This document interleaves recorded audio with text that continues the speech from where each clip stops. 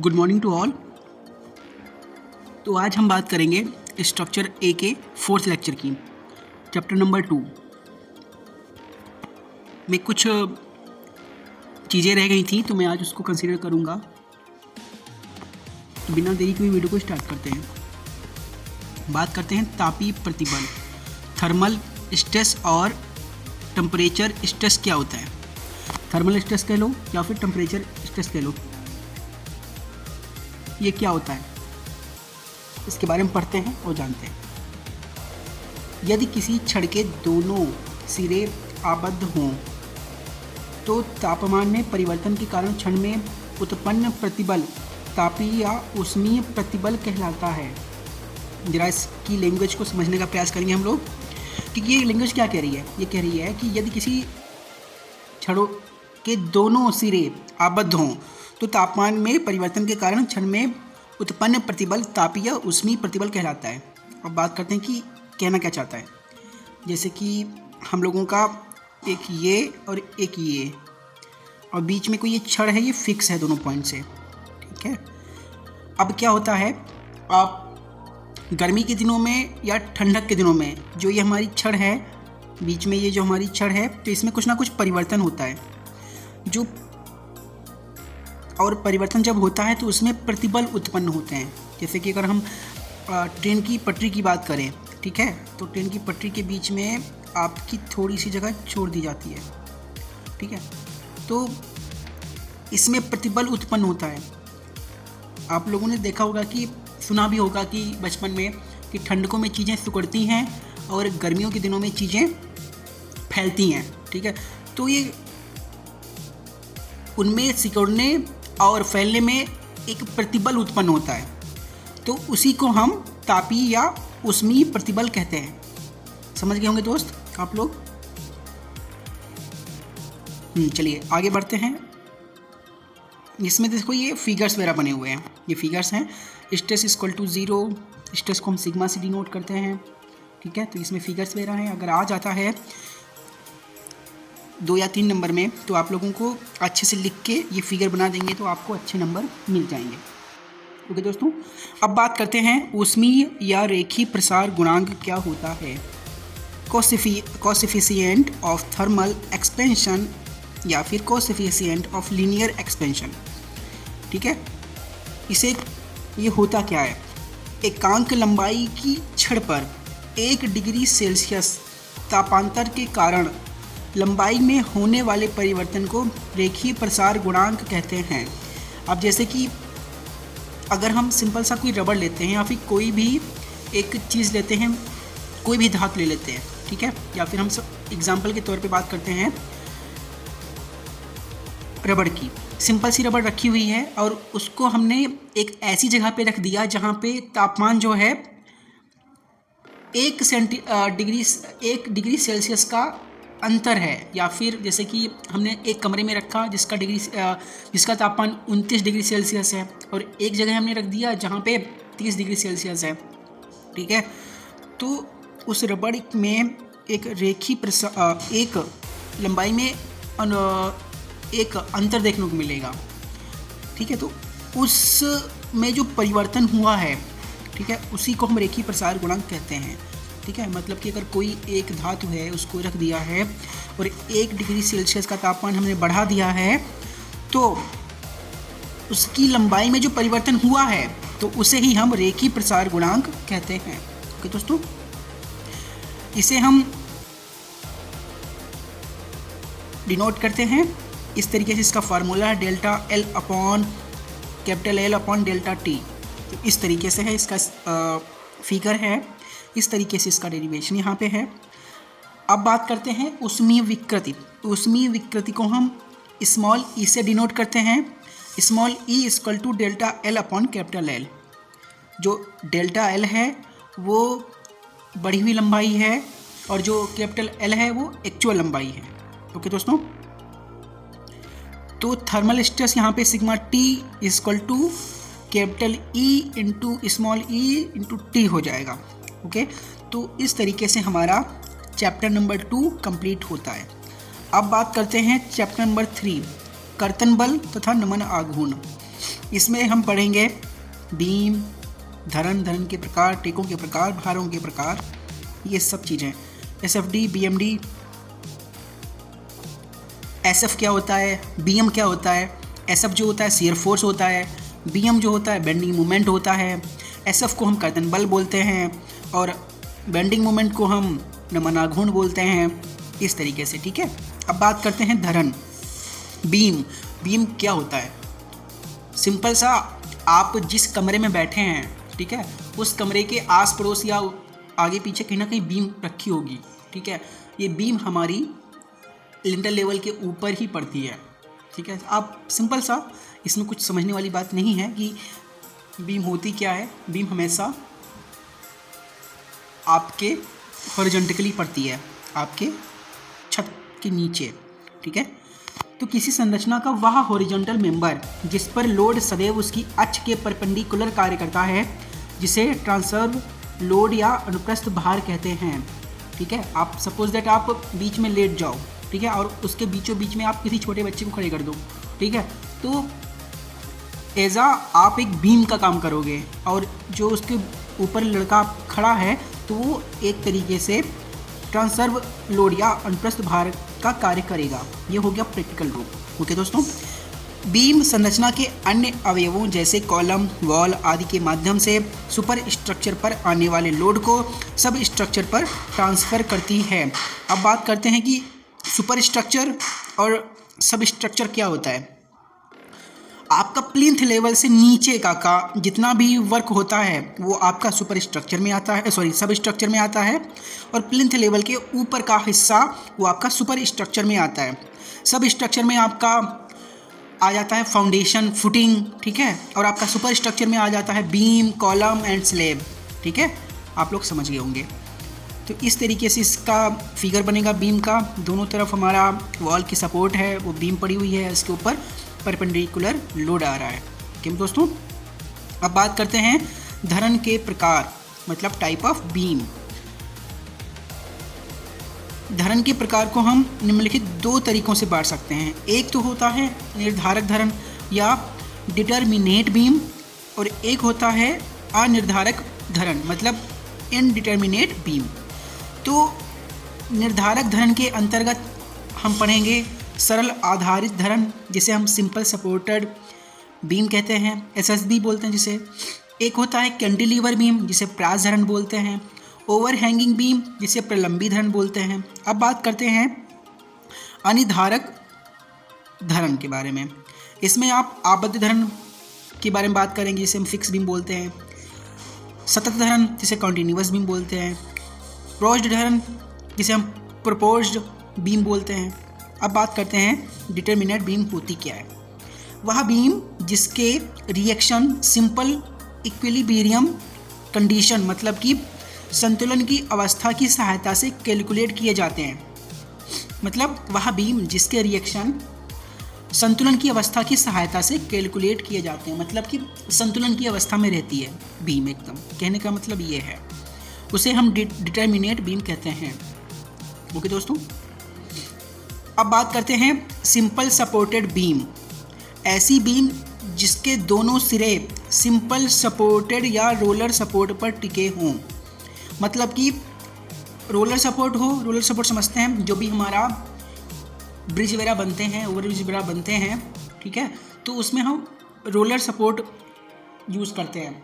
आप कभी भी जाइएगा, जैसे कि कोई भी नदी है, नदी के ऊपर पुल बना है, वहाँ पे आप जरा खड़े हो जाइएगा एक साइड में, और उसके ऊपर कभी भी देखे होंगे आप गाड़ी वगैरह निकलेगी तो वो हिलेगा, और ऐसा हिलेगा ऐसा लगता है कि आप डर जाओगे कि हिल क्यों रहा है, क्योंकि वहाँ पे रोलर सपोर्ट दिए जाते हैं। अगर उसको डायरेक्ट हम फिक्स कर देंगे, ठीक है, बिल्कुल फिक्स कर देंगे, तो उसमें क्रैक आ जाएगा।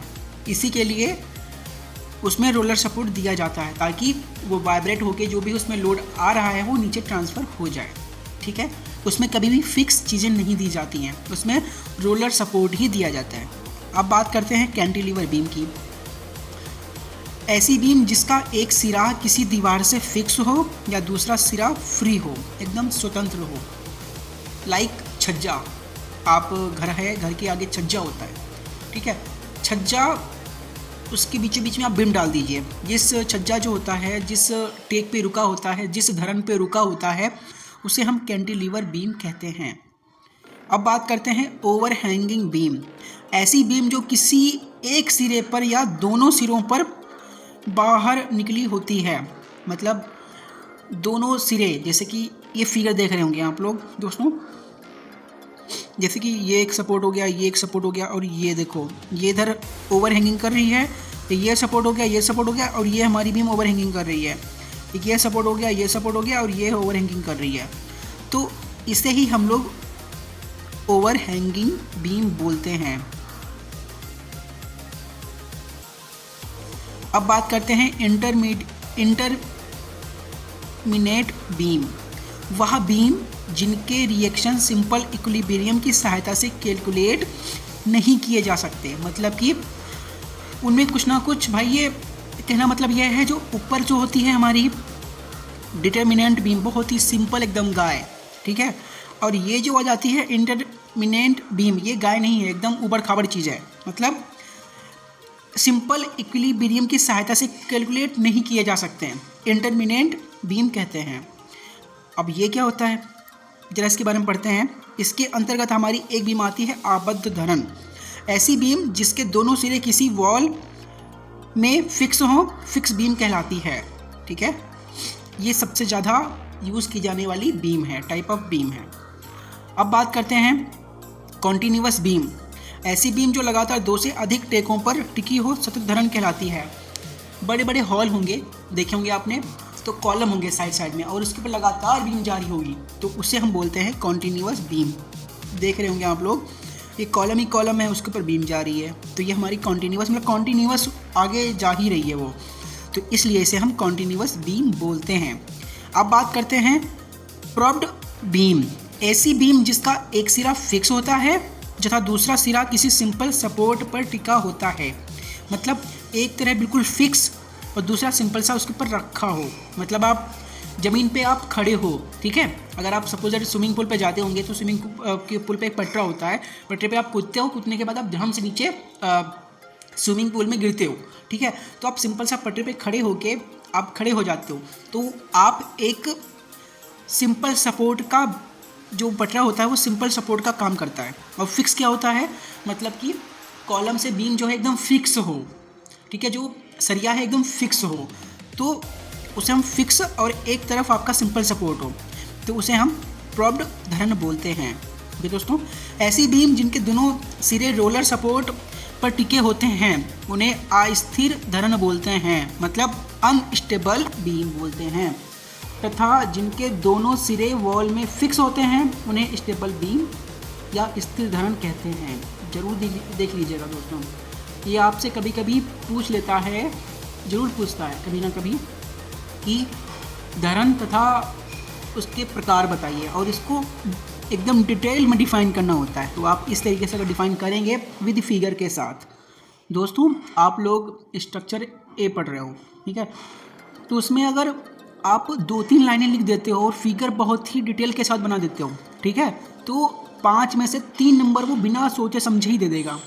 अब ये समझ लो कि कोई बंदा, एक बंदा है जिसने 5 नंबर का क्वेश्चन आया है, ठीक है, तो उसने क्या किया कि 2-3 पन्ने भर दिए और फिगर छोटा सा बना दिया, ठीक है, तो जो एग्जामिनर होगा वो सोचेगा कि इसको 3 नंबर दूँ कि ना दूँ, वो 2 या 2.5 नंबर देकर चला जाएगा, ठीक।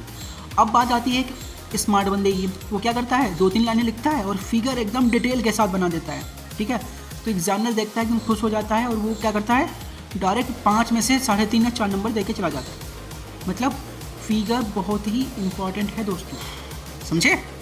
अब बात करते हैं टाइप ऑफ सपोर्ट, टेकों के प्रकार। दोबारा पढ़ा रहा हूँ, लेकिन इससे पहले भी मैंने इस पर वीडियो बना दिया है, ठीक है, तो एकदम आराम से पढ़िएगा, वीडियो लंबी हो सकती है, ठीक है। टाइप ऑफ सपोर्ट, टेकों के प्रकार। रोलर या सिंपल सपोर्ट। रोलर या सिंपल सपोर्ट क्या होता है, इसमें नंबर ऑफ रिएक्शन एक होती है, मतलब सिंपल सा बीम पड़ी हुई है और एक साइड में रोलर लगा हुआ है, तो इस तरीके से हमारा ये रोलर या सिंपल सपोर्ट टेक कहलाता है, मतलब आधार कहलाता है। अब आ जाता है हिंज या पिन सपोर्ट, मतलब कि एक साइड में पिन हो, इसमें नंबर ऑफ रिएक्शन 2 होगी, मूवमेंट लगाने पर बीम घूम जाएगी। मतलब कि ये पिन की तरह काम करता है, जो लोड है पॉइंट लोड की तरह काम करेगा। और अगर हम इस पर मूवमेंट लगाएंगे तो एक स्थान से उसको हम चरखी की तरह गोल गोल घुमा सकते हैं। मतलब इस तरीके से बता रहा हूँ दोस्तों, ये हमारी बीम है, ये हमारा सपोर्ट है, ठीक है। तो ये गोल गोल घूम सकती है इस तरीके से, ठीक है दोस्तों, समझ गए होंगे आप लोग। अब बात करते हैं फिक्स्ड सपोर्ट। इसमें फोर्स लगाने पर नंबर ऑफ रिएक्शन RH भी 1 होता है, हॉरिजॉन्टल मूवमेंट भी 1 होगा और वर्टिकल रिएक्शन भी होगी, अतः नंबर ऑफ रिएक्शन 3 होंगे। मतलब ये फिक्स होती है दोस्तों। एक साइड में RH=1 लिखा है, तो इस तरीके से यहाँ पे फिक्स है ये, इसलिए इसे हम फिक्स्ड सपोर्ट बोलते हैं, ठीक है। अब बात करते हैं भारों के प्रकार, टाइप ऑफ लोड, ठीक है। तो नंबर 1 पे आता है पॉइंट लोड या कॉन्सन्ट्रेटेड लोड, बिंदु भार या संकेंद्रीय भार। ऐसा कोई भी लोड जो किसी एक निश्चित पॉइंट पर कार्य करता है पॉइंट लोड कहलाता है। इसका मात्रक यूनिट न्यूटन या किलो न्यूटन या केजी या फिर टन होता है। मतलब इस तरीके से है, ए और बी जो है ये आपकी बीम है और डब्ल्यू जो है आपका पॉइंट लोड लग रहा है, ठीक है दोस्तों। अब बात करते हैं यूनिफॉर्मली डिस्ट्रीब्यूटेड लोड, जिसे हम UDL भी बोलते हैं। इसे बोलते हैं समाविपरीत भार। वह लोड जो बीम की पूरी लंबाई तक या कुछ लंबाई तक एक समान रूप से बटा हुआ होता है डिस्ट्रीब्यूटेड लोड कहलाता है। इसका मात्रक न्यूटन पर मीटर या किलो न्यूटन पर मीटर होता है। इसको W से डिनोट या प्रदर्शित करते हैं। अब जरा इसको समझने का प्रयास करना कि UDL होता क्या है, यूनिफॉर्मली डिस्ट्रीब्यूटेड लोड होता क्या है। सपोज दैट ये हमारा बीम है, ठीक है, ओके। तो एक बंदा यहाँ पे खड़ा, एक बड़ा सा बंदा यहाँ पे खड़ा, एक छोटा सा बंदा यहाँ पे खड़ा, एक यहाँ पे खड़ा। मतलब यहाँ पे भी लोड लग रहा है, यहाँ पे भी लोड लग रहा है, यहाँ पे भी लोड लग रहा है, यहाँ पे भी। मतलब एक तरीके से एक बीम पर कई जगह लगातार लोड लग रहा है, तो इसे हम UDL बोलते हैं, यूनिफॉर्मली डिस्ट्रीब्यूटेड लोड या फिर समविपरीत भार बोलते हैं दोस्तों, ठीक है। आशा है कि आप लोग समझ गए होंगे। अगर आप लोगों को कोई चीज़ ना समझ में आया करे तो कमेंट कर दिया करो, ताकि मैं और भी अच्छे से आगे समझाने का प्रयास करूँ, ठीक है दोस्तों। इसका जो फार्मूला होता है वो total load equal to area of load minus diagram. तो इस तरीके से इसका फिगर बनेगा, देख लीजिएगा। UDL सदैव बीम के सेंटर जितनी लंबाई में लगा हो पर कार्य करता है, ठीक है दोस्तों। अब बात करते हैं यूनिफॉर्मली वेयरिंग लोड। एक चीज़ दोस्तों ये ध्यान रखिएगा, UDL जो है सबसे ज़्यादा यूज़ या फिर सबसे ज़्यादा यूज़ किया जाने वाला एलिमेंट है या फिर भार है, ये सबसे ज़्यादा वर्क करता है, ठीक है, ये ध्यान रखिएगा। अब बात करते हैं यूनिफॉर्मली वेयरिंग लोड UVL, एक समान रूप से बदलता भार। वह लोड जो बीम की कुछ लंबाई तक या पूरी लंबाई तक एक समान रूप से बदलते हुए कार्य करता है UVL कहलाता है। इसका मात्रक न्यूटन पर मीटर या W पर मीटर होता है। Total load equal to area of loading minus diagram. अब जरा इसको समझने का प्रयास करेंगे कि होता क्या है। ये सपोज दैट ये बीम है, ठीक है, यहाँ पे इस तरीके से हमारा UDL में क्या था कि यहाँ पे एक साइड में बड़ा बंदा था, एक छोटा बंदा था, इस तरीके से। लेकिन अब क्या है, UVL के तरीके से समझते हैं कि यहाँ पे एक बंदा बड़ा सा बंदा है, ठीक, यहाँ पे एक बड़ा सा बंदा है, फिर उसके बाद उससे छोटा, फिर उससे छोटा। मतलब अगर यहाँ पे 10 है, फिर 5 हो गया, फिर 3 हो गया, फिर यहाँ तक आते आते फिर 0 हो गया। मतलब इस तरीके से। तो क्या हुआ, पहले ज़्यादा फिर बिल्कुल 0 हो गया, तो इसे हम बोलेंगे UVL। ओके दोस्तों, आशा है आप लोगों को समझ में आ गया होगा UVL क्या होता है। ओके, तो ये UVL का डायग्राम है। त्रिभुज का, ये एक तरीके से त्रिभुज का ही काम करता है। तो इससे त्रिभुज का क्षेत्रफल तो आपने कक्षा 8 और 9 में जरूर पढ़ा होगा, हाफ इंटू B/H, समझे दोस्तों ये चीज़। अब बात करते हैं concept of shear force and bending movement, कर्तन बल तथा नमन आघूर्ण की अवधारणा। दोस्तों ये बहुत ज़्यादा पूछने वाला क्वेश्चन है, इसमें डेरिवेशंस भी हैं, पूछ लिया जाता है। तो इस तरीके से बीम है, बीम के ऊपर एक लोड लग रहा है, ठीक है, और इस तरीके से इसका फिगर है। शियर फोर्स क्या होगा, W/2 बेंडिंग मोमेंट डायग्राम, जो बेंडिंग मोमेंट होगा वो हमारा W/2 × B/D होगा। और हमेशा जो लोड कार्य करेगा, मतलब कि ये जो फिगर जो बना हुआ है ये इसका मतलब क्या है, इसका मतलब ये है कि अगर ये जो बीम टूटेगी ना, यहाँ से टूटेगी इस तरीके से, तो ये जो है लोड जो है इस तरीके से, मतलब कि एंटी क्लॉकवाइज घूमेगा। मतलब ये जो टूटेगा तो ऐसे फिर ऐसे जाएगी, ठीक है, ये कहने का मतलब है। इसमें जो लोड कार्य करेगा वो एंटी क्लॉकवाइज ही कार्य करेगा, ठीक है। तो इसका फिगर है ये, तो ये पूछ लिया जाता है इसमें आप लोगों को। ये डायग्राम जो एंटी क्लॉकवाइज वर्क कर रहा है W, तो ये ज़रूर दिखाना पड़ता है, ये सब करके ज़रूर आइएगा। फिगर तो बहुत ही इंपॉर्टेंट है दोस्तों, ठीक है। अब बात करते हैं कर्तन बल, शियर फोर्स। धरन की किसी काट पर कर्तन बल का मान उस काट के दाईं ओर या बाईं ओर लगे बलों के बीजगणितीय योग के बराबर होता है। तो एग्जाम्पल के तौर पे ये एग्जाम्पल है, ठीक है, आप समझ सकते हैं। एक तरफ फिक्स है और एक तरफ कैंटिलीवर्ड है, तो कैसे क्या यहाँ पे D 30 kilo Newton, C 20 kilo Newton, B 10 kilo Newton. तो SFX क्या हो जाएगा, -10 प्लस -20, तो माइनस का 30। ओके दोस्तों, अब बात करते हैं नमन आघूर्ण।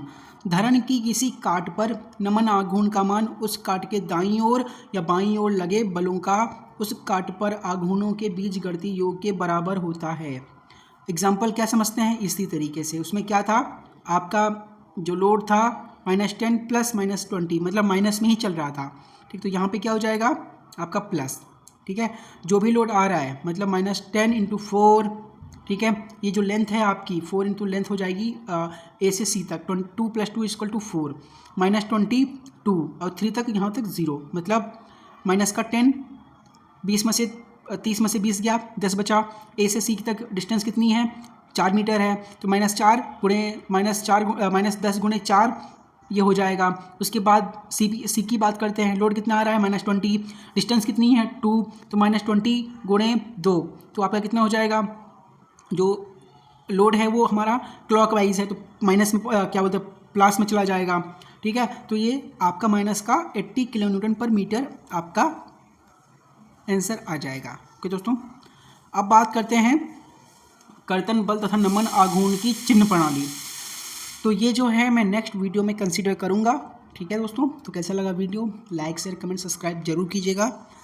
मिलते हैं नए वीडियो को लेकर, जिसमें जो टॉपिक रहेगा ये हमारा रहेगा sign conservation of SF and DM, ठीक है। मिलते हैं दोस्तों नई वीडियो को लेकर, तब तक के लिए जय हिंद दोस्तों। खुश रहो, अच्छे से रहो और मेहनत अच्छी करो। ओके दोस्तों, बाय बाय।